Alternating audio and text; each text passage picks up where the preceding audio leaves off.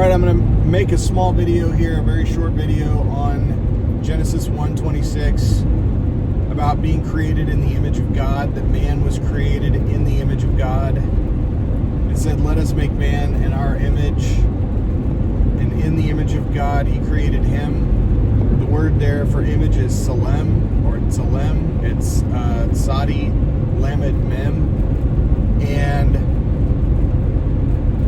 I want to expose what's really going on in the world, the attack on men, and the effort, the feminine Jezebel spirit that wants to put men down and to destroy men, and there's a reason for that. And we're going to tie it in with this word Salem. So Salem it's an image or an idol.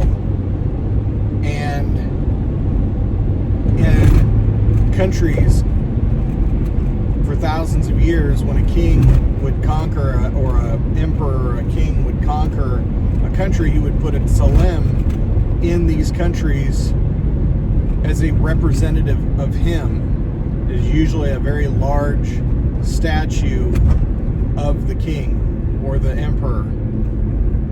And the thing is that if somebody disrespected that statue, they got the same consequences as though they had done that directly to the king himself.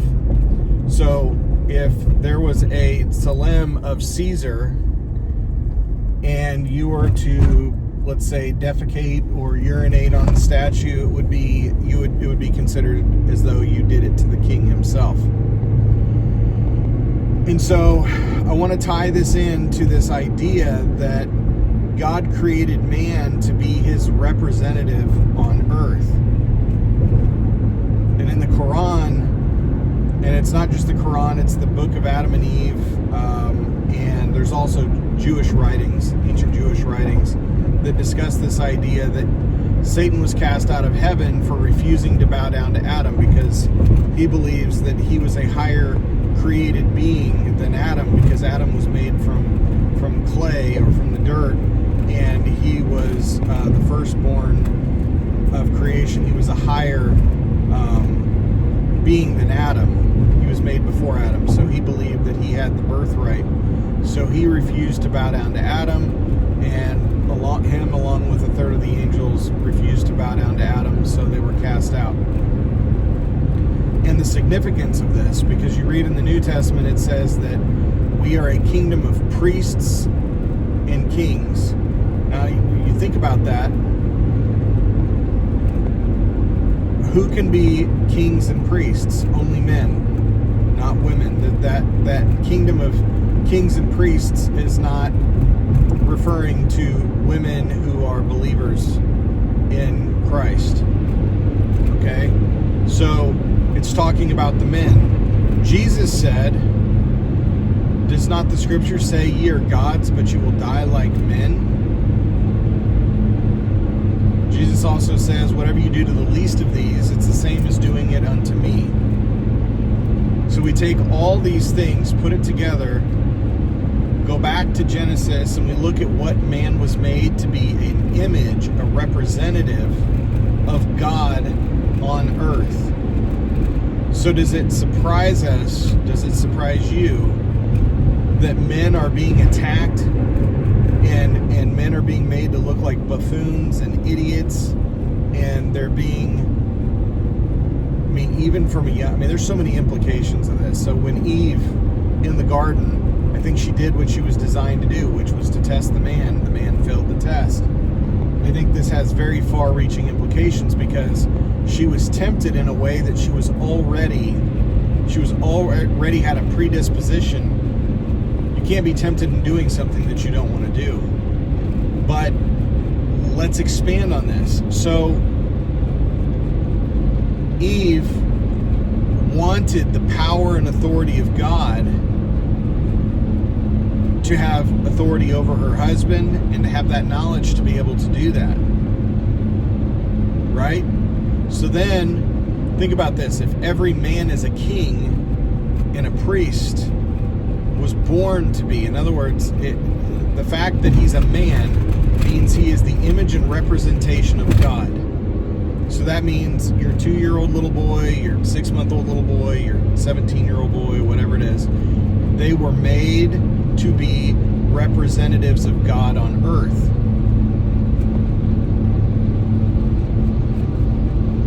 So when a mother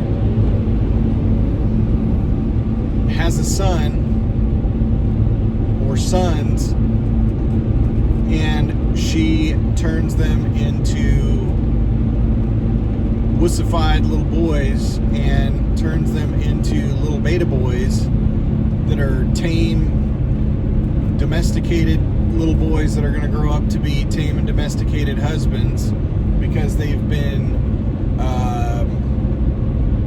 basically groomed from a very young age by a controlling individual to be manipulated and controlled by his wife, because that's what's happening in the West today, is that men are such weak leaders that the women are taking over, and the women are ruling over the men, but not just the men, they're ruling over the little boys too. And so what happens is they turn these little boys into grown men that no woman wants. They're weak, they're henpecked, they're little mama's boys. They don't want to make mommy mad, they don't want to speak up against mommy. So these things are this is the game plan. Okay, so he used Eve in the garden to defeat Adam, and then is using the woman now to do the same exact thing. Not just through usurping her husband's authority in the home because he won't step up and lead, but also because she's training up future generations of sons that are going to be weak. And this is even this is even like magnified and amplified by the single mom syndrome. Women becoming single mothers and getting custody of the children, and then producing a bunch of weak beta boys who see their mother, run around sleeping with a bunch of different guys. And but think about what is being. Satan wants to get him as young as he can, because you train up a child in the way they should go. When they get older, they will not depart from it. That's what's going on.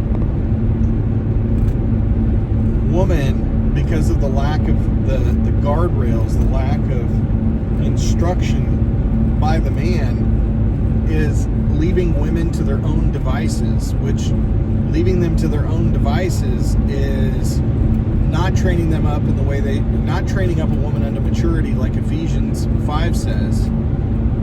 To nourish her is to train her up to maturity. Men are not doing that, so therefore women are controlling their men, and they're controlling their sons, and they're raising sons to grow up to be weak men that are going to fail in their home as well. But here's the real picture. By doing that, she's desecrating the image of God. She's literally, in the garden, she tried to overstep God's authority, and she's still doing it today by raising up children, boys, who are made in God's image. She's destroying the image of God by destroying the little boys and turning them into beta boys, soy boys. And it's not her fault, because she was designed with a certain blueprint that she needs the man to have his shit together so that she can get her stuff together, okay? So she needs the man to lead her and to guide her, and if he doesn't, this is the vacuum that's left. And so the image of God, the Tselem of God, the image of God is being desecrated. Literally, in the homes of weak men. Not only is the man who is in the image of God the king of his home, he is being desecrated. Therefore, the image of God is being tarnished. And the little boys are being tarnished too, and they're being basically desecrated. It's an abomination for men to act like women. It's an abomination for men to not act in the essence and the likeness of their Father who is in heaven. Being a weak leader, allowing your wife to just like running water to just flow everywhere, no containment at all. That's a sin, and that falls upon your head. And you are not only allowing her to fail, but you are failing. By you allowing her to fail, you're failing, because our Father who is in heaven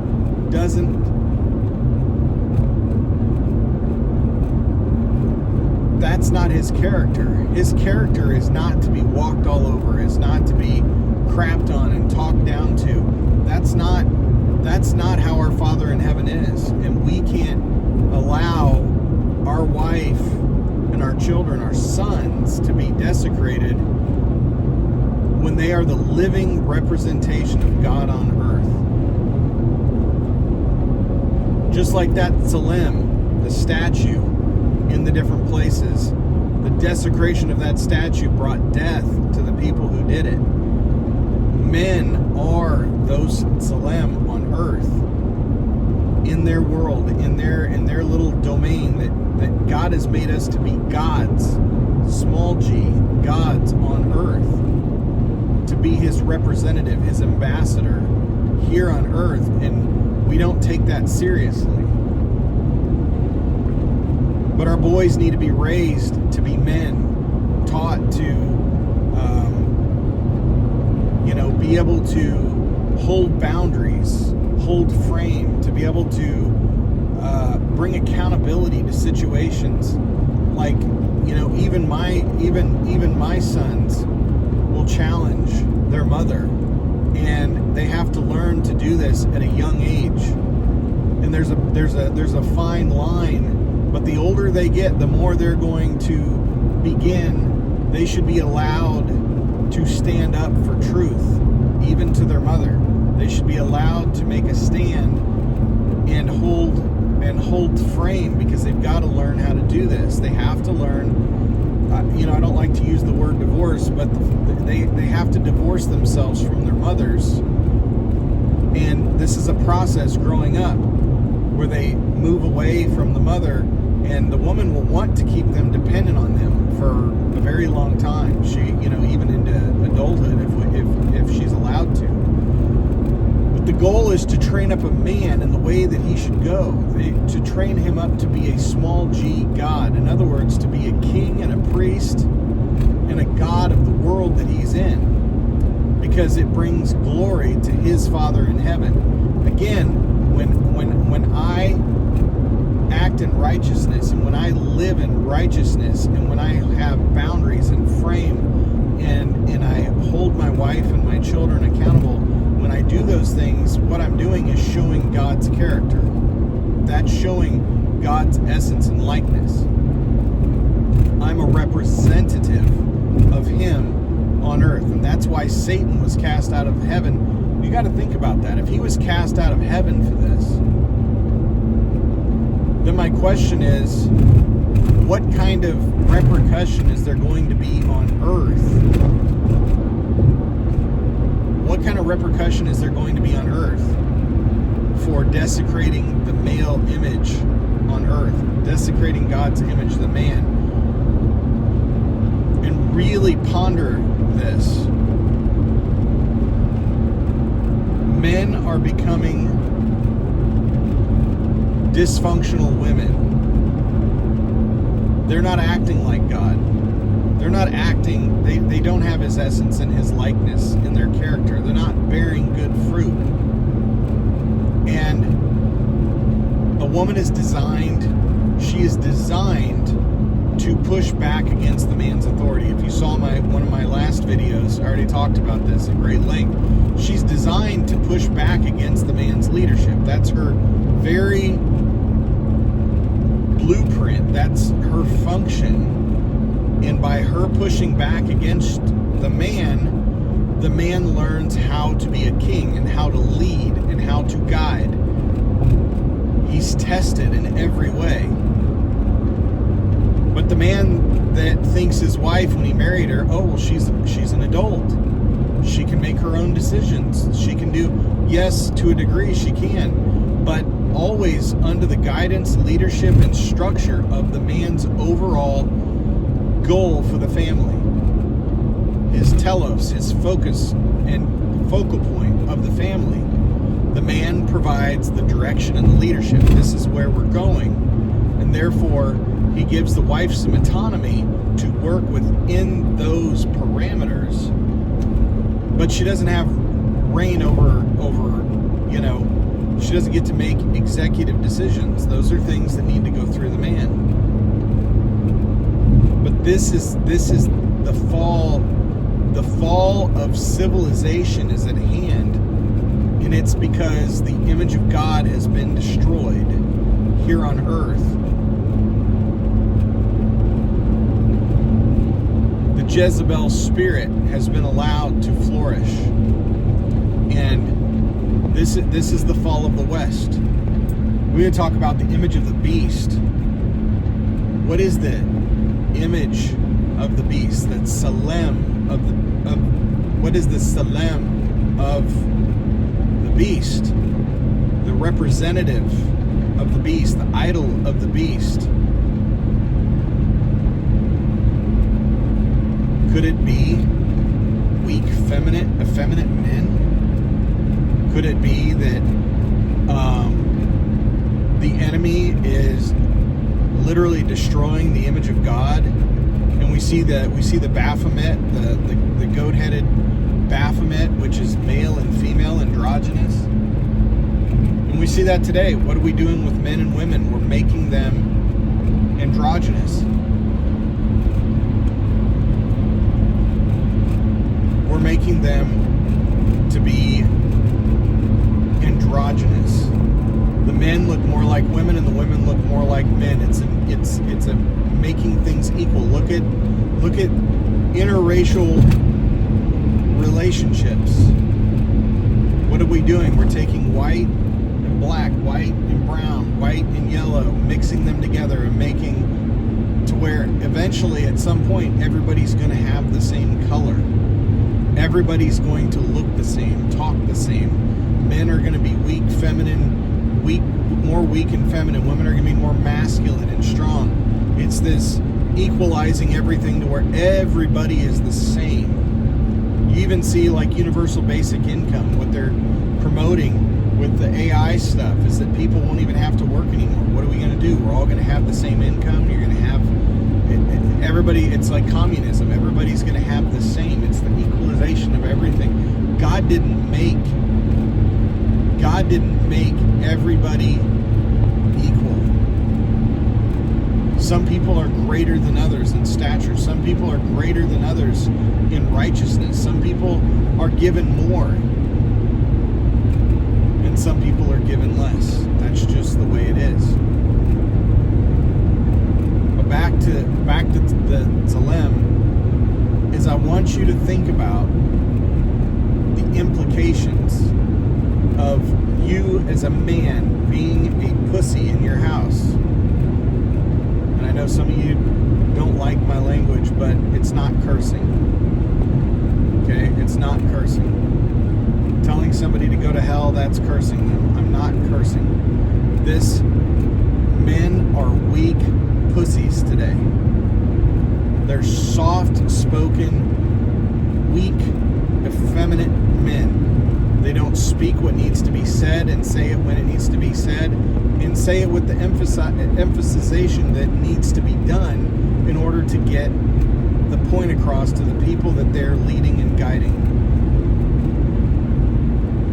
Men have to make a stand, and men have to begin to teach their boys, future generations of kings, how to lead and how to contain a woman's energy, to contain that water, and to mold it and shape it.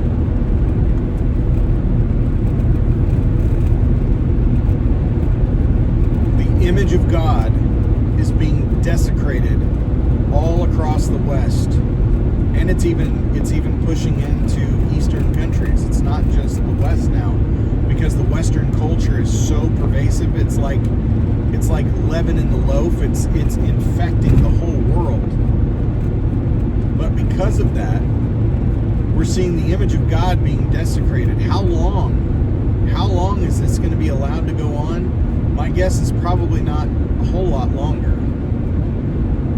If Satan and a third of the angels were cast out of heaven for desecrating the image of God by not bowing down to Adam, you can see what's clearly going on now. There's talk of invaders from outer space. Shit's about to get real, my friends. Like, shit's about to get real. There's stuff coming down the pike that you need to be prepared for.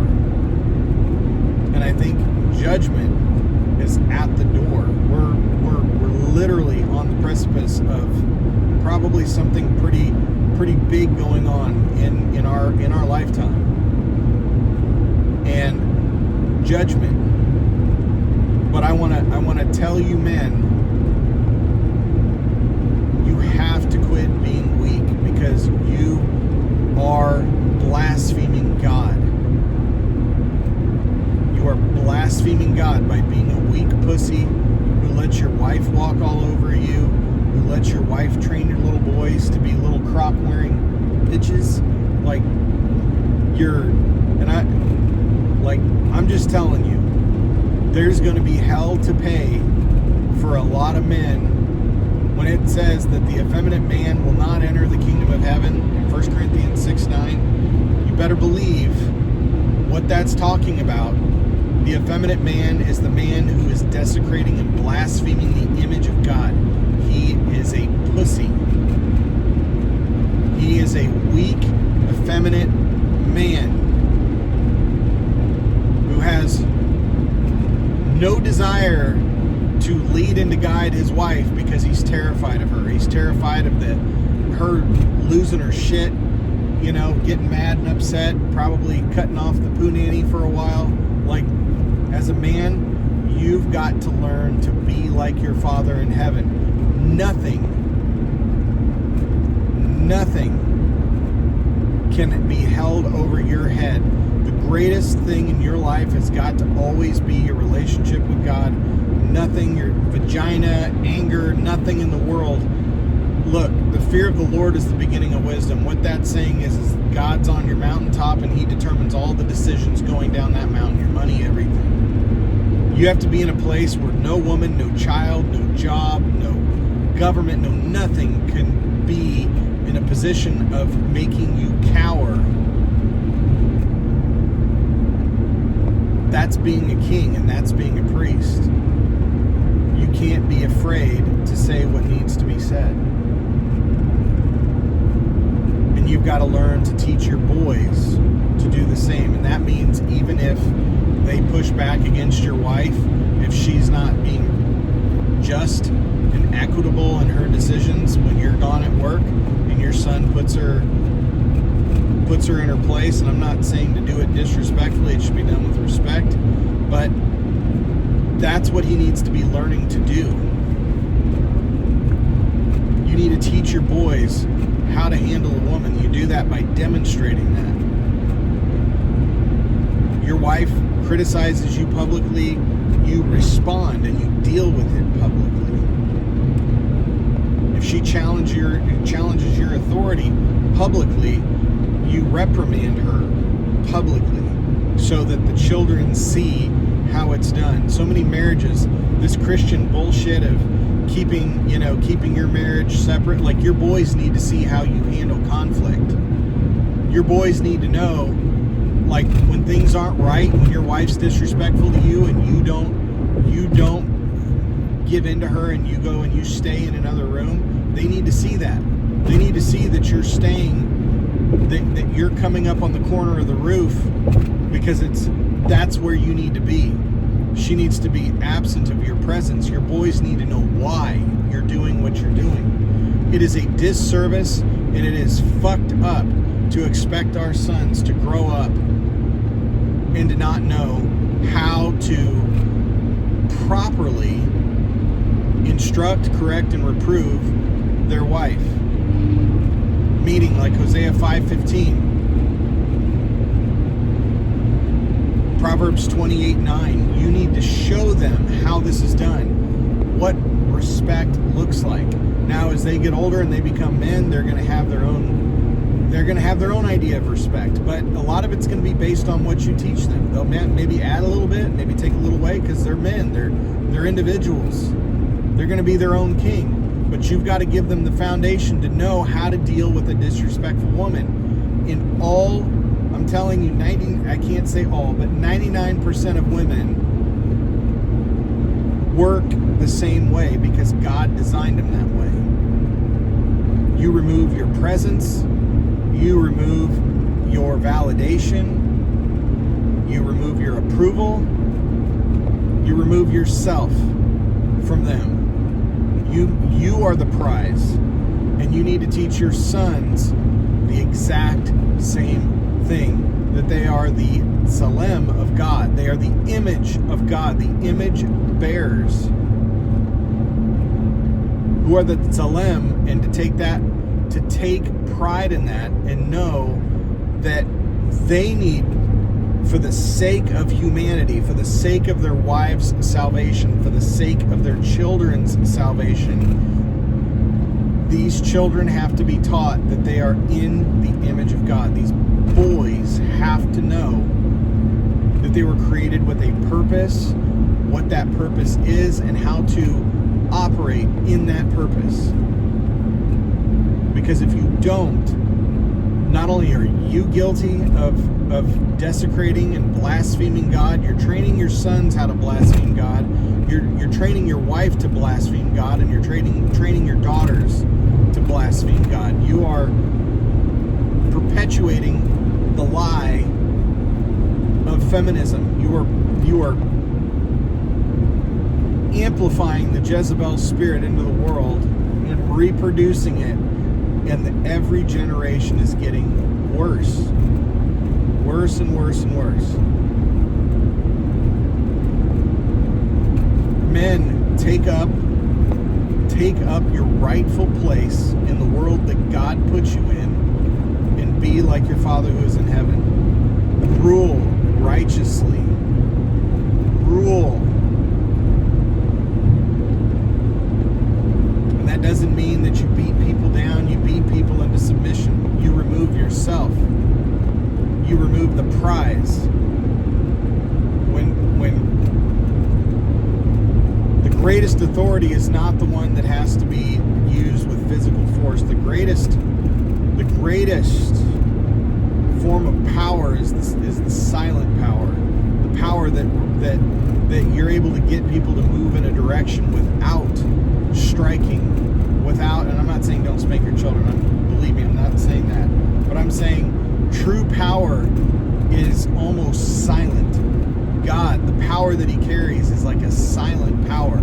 Like you just know it's his presence. And when he removes his presence, that speaks louder than anything else.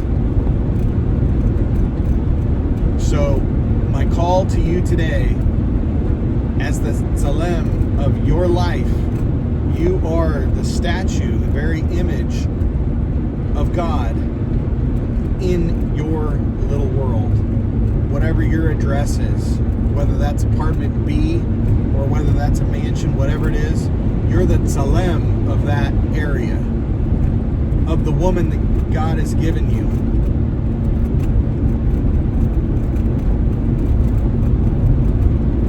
That is your job, to be the king and the priest of that domain that God has given you.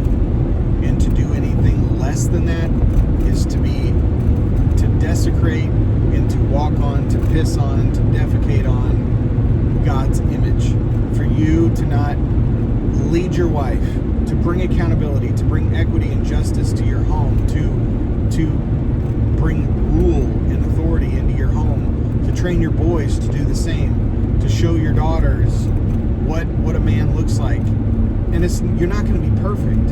You're not going to be perfect, but shit, you got to try. You've got to make an effort. I'm not perfect, but I'm trying. But I'm the first generation that's stepping out and saying, hey, like, we got to return things back to the way that God designed them. And that starts with us. Women aren't going to do it. They're not made to make the changes. They're not designed to make the changes without the container. They're the water, we're the container. They're not designed to lead. And when they do, they don't know what to do with it. And they lose attraction for you. And they create little boys that no other woman wants. So, Genesis 1:26. You were created in the image of God. You are God's, but you will die like men. That which you do unto the least of these, you do unto me. Why? Why is he saying that? Because of who's inside you. That's why. When you fed a homeless man, you fed Christ. When you put clothes on a man who was without clothes, you clothed Christ. You clothed God. So we have to start looking at each other like this. We have to start looking at our sons like this. It takes a changed mind. That's repentance. It's a change in the way you think. So we need to start working on this. But anyway, have a great rest of your day, and we'll see you in the next one. 20,000 damn bitches on the island. 20,000 damn bitches going private. She make it clap. I got the strap. 21 gats. Feel like I'm savage. 21 bitches and none of them average. I'm gonna fuck me tonight, me a bad bitch. I don't give